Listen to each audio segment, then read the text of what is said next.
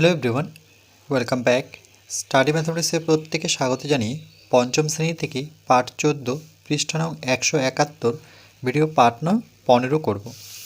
আজকে আমরা এখান থেকে করব সরলরেখা, সরলরেখাংশ ও রশ্মির মধ্যে তুলনা করি। তাহলে প্রথমে আমরা জানব সরলরেখা যেভাবে প্রকাশ করা হয় সেটা হচ্ছে এইভাবে। এবি লিখে উপরে সরলরেখার জন্য এভাবে উভয় দিকে তীর চিহ্ন দেওয়া হয়। তারপর প্রান্তবিন্দু নেই, সরলরেখার প্রান্তবিন্দু নেই। তারপর দৈর্ঘ্যের মাপ, দৈর্ঘ্যর মাপ মাপা যায় না, সরলরেখার দৈর্ঘ্য মাপা যায় না। কেন কি একটি সরলরেখা যখন আমরা স্কেল দিয়ে আঁকবো তখন কিন্তু এই সরলরেখার উভয় দিকে তীর চিহ্ন দিয়ে প্রকাশ করা হয়, কারণ সরলরেখাকে কখনো টেনে আমরা শেষ করতে পারি না। তাহলে একটি রেখা পেলাম যার কোনো প্রান্তবিন্দু নেই, এর প্রান্তবিন্দু নেই, আমরা যতদূর ইচ্ছে টানতে পারি। এটি সরলরেখা। লিখব কেমন করে? এবি লিখে যে কোনো নাম দাও, এবি দাও, পি কিউ দাও, দেওয়ার পর উপরে আমরা এভাবে একটা দাগ টেনে উভয় দিকে তীর চিহ্ন দেব।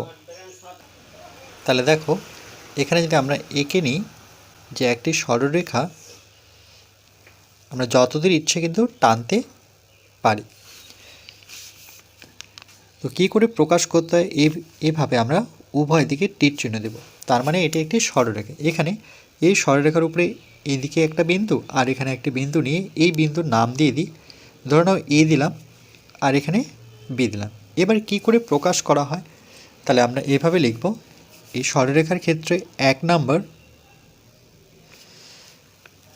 নাম্বার হচ্ছে যেভাবে প্রকাশ করা হয়, অর্থাৎ এ বি লিখে উপরে আমরা এই চিহ্নটি দেব, এই চিহ্নটি উভয় দিকে তীর চিহ্ন, তা লিখব এভাবে প্রকাশ করা হয়।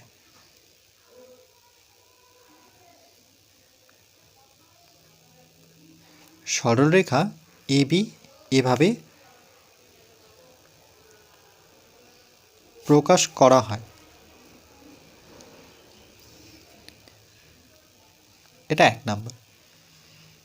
দু নাম্বার, সরলরেখার প্রান্তবিন্দু নেই, মানে কোথায় শেষ হবে আমরা জানি না, আমরা যতদূর ইচ্ছে টানতে পারি। তাই লিখব সরলরেখার প্রান্তবিন্দু নেই, সরলরেখার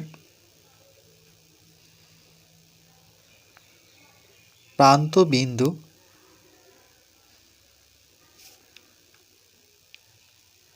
নেই। এই যে সরলরেখা লিখে দিয়েছি, তাহলে সরলরেখার প্রান্তবিন্দু নেই, এটা দু নম্বর পয়েন্ট। তিন নম্বর পয়েন্ট, যে এর দৈর্ঘ্য কখনো মাপা যায় না, কেন যতদূর ইচ্ছা আমরা যেহেতু দুই দিকে টানতে পারি, তাই লিখব দৈর্ঘ্য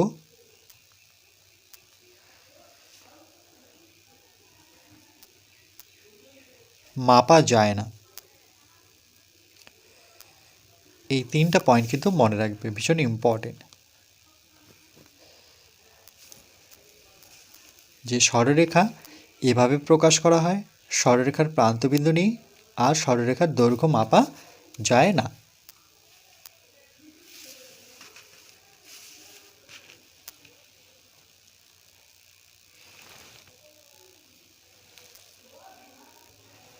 এরপর সরল রেখাংশ।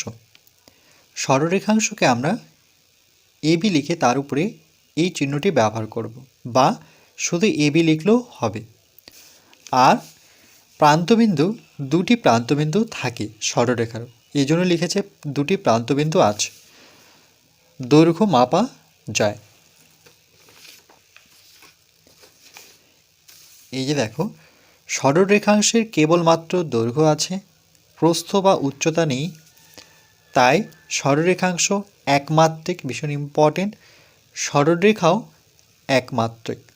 তো এখানে আমরা সরলরেখাংশ সম্পর্কে যেহেতু পড়ছি, তাহলে সরলরেখাংশ একমাত্রিক, একটাই মাত্রা, দৈর্ঘ্য আছে, প্রস্থ আর উচ্চতা নেই, আর সরলরেখাংশের প্রান্তবিন্দু আছে।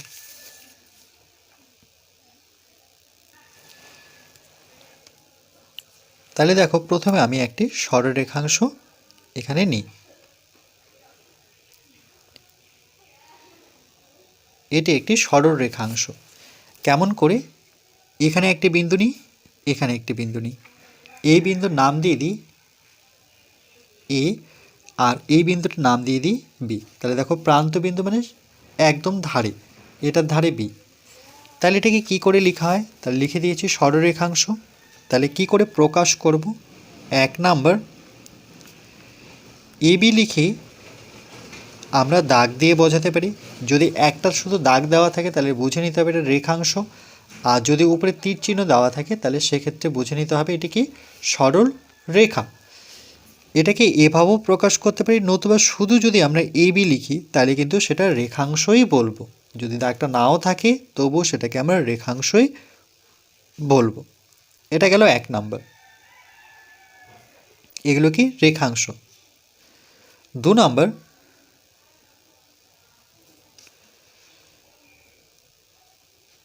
দুটি প্রান্তবিন্দু আছে, দুটি প্রান্তবিন্দু আছে, মানে এই বিন্দু আর এই বিন্দুর কথা বলা যাচ্ছে। কিন্তু এখানেও তো এ বি ছিল, কিন্তু যেহেতু তীর চিহ্ন দেওয়া ছিল তার মানে আমরা ইচ্ছে করলে কিন্তু এটাকে দুদিকেই টানতে পারতাম। এবার কত দূর টানতে পারতাম? পুরো পৃথিবী যদি ভ্রমণ করে নাও তবুও সরলরেখা কখনো। আর 3 নাম্বার হচ্ছে সরলরেখাংশের দৈর্ঘ্য মাপা যায়।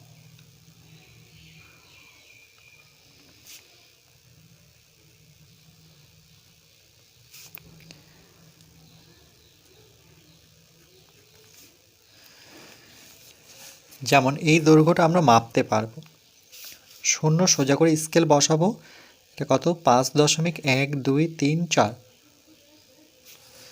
কিন্তু আমরা সরলরেখার কখনোই দৈর্ঘ্য মাপতে পারি না, কারণ আমরা ইচ্ছে করলে এটাকে যেহেতু আরও টানতে পারতাম।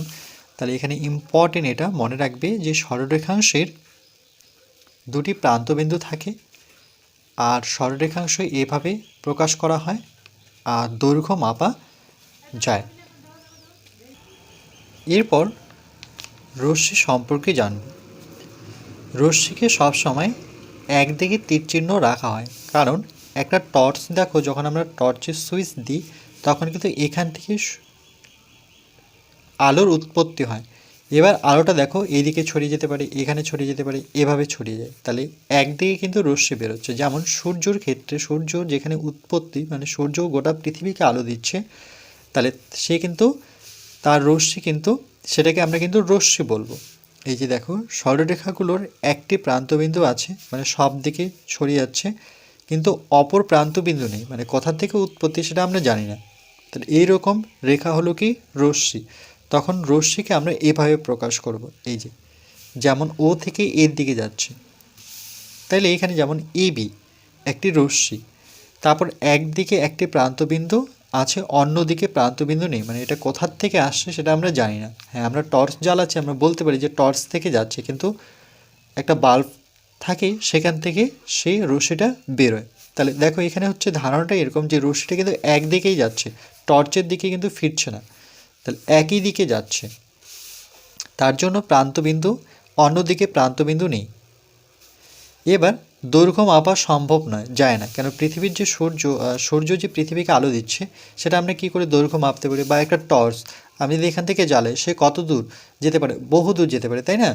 তো আমরা ফাঁকা জায়গায় যদি টর্চ মারি তো আমরা চোখে দেখতে পাবো না সেই টর্চের আলো কত দূরে যাচ্ছে। মোবাইলের ফ্ল্যাশ হয়তো জ্বালালে আমরা বুঝতে পারি যে এইটুকুই সীমাবদ্ধ, কিন্তু একটা টর্চকে যখন আমরা হাতে নিই, বা মোবাইলকেও কেউ যদি রাত্রেবেলা সে যদি শেক করে মোবাইলটাকে হাতে নিয়ে, তাহলে দূর থেকে দেখা যায় যে কিছু একটা জ্বলছে। তাহলে আমরা নির্ধারিত বলতে পারি না, তার দৈর্ঘ্য মাপতে পারি না সে কতদূর পর্যন্ত যাচ্ছে। তাহলে একটা যদি আমরা রশ্মি আঁকি, এইভাবে একটি দাগ দিয়ে ধরুন এখান থেকে উৎপত্তি রশ্মিটি, তাহলে এই দিকটা যাচ্ছে, বা এখানে উৎপত্তি হলে এই দিকে আসবে, যে কোনো একদিকে তীর চিহ্ন দিতে হবে। তাহলে এই দিকে যাচ্ছে, তাহলে এই বিন্দুটার নাম দিয়ে দিই এ, আর এই রশ্মির কোথাও একটি বিন্দু নিয়ে এই বিন্দুটার নাম দিয়ে দিই বি। তাহলে যেহেতু দেখো বির দিকে তীর চিহ্নটি রয়েছে, তাহলে রশ্মিকে কি করে প্রকাশ করব? রশ্মিকে আমরা যখন এ বির উপরে এভাবে চিহ্ন দিয়ে দেখাবো, তাহলে তখন কিন্তু এটা সরলরেখাও বোঝায় না, সরলরেখাংশও বোঝায় না। যেহেতু একই দিকের তীর চিহ্ন, তাহলে সেটাকে আমরা রশ্মি বলবো। 2 নম্বর পয়েন্ট এখানে, যে একদিকে মানে এখান থেকে তো যাচ্ছে, সেটা কত দূর যাচ্ছে সেটা আমরা বলতে পারি না, তাহলে লিখব একদিকে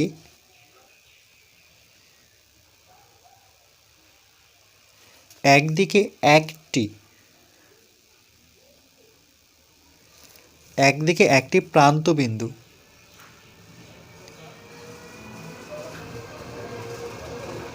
একদিকে একটি প্রান্ত বিন্দু আছে, অন্যদিকে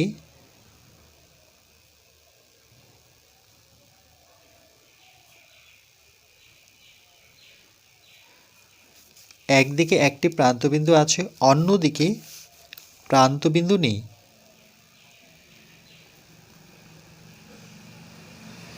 প্রান্তবিন্দু নেই। 3 নম্বর পয়েন্ট,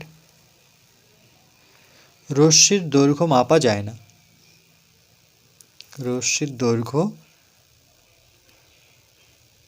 মাপা সম্ভব নয় বা যায় না, যে কোনো একভাবে বলতে হবে। তাহলে এই লাইনগুলো কিন্তু জানতে হবে। তাহলে রশ্মিকে আমরা এভাবে লিখব, আর একদিকে একটি প্রান্তবিন্দু আছে, অন্যদিকে প্রান্তবিন্দু নেই, আর দৈর্ঘ্য মাপা যায় না। কেন কি এই রশ্মিটির কত দূর যাচ্ছে আমরা জানি না, যখনই তীর চিহ্ন থাকবে তার মানে সেটা দৈর্ঘ্য মাপা সম্ভব নয়।